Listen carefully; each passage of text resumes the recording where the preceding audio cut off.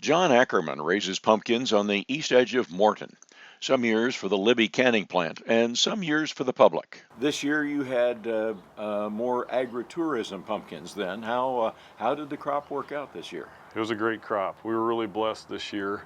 We raised over 160 different kinds of pumpkins, gourds, and squash. And it was a very wet year. I was pretty worried. Right. Pumpkins like it dry. They are incredibly efficient at getting moisture, and their leaves are so big that they tend to hold moisture. So I was worried. I shouldn't have been. We really lucked out. It's been a great year. Now, there were some threats of Phytophthora. Did you suffer from that?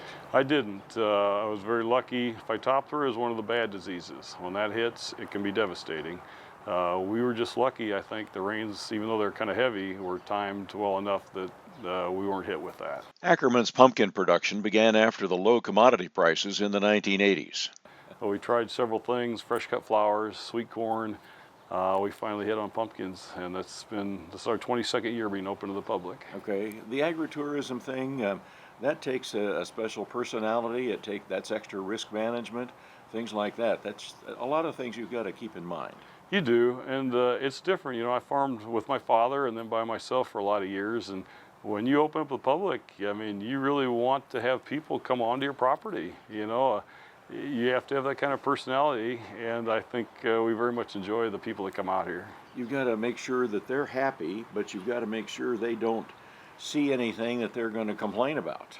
It's and there's more and more of that, and you know, our demographic are you know, animal lovers and food lovers and grandparents and just nice people. As really have the best demographics for retail, but there's always going to be somebody. We'll talk more with John Ackerman about pumpkin production on our weekend program, Midwest Ag This Week, which can be viewed at 4:30 a.m. or 6:30 p.m. on Saturday, or 5:30 Sunday morning on WCIX 49. That's our report from the farm. I'm Stu Ellis with WCIA 3, your local news leader.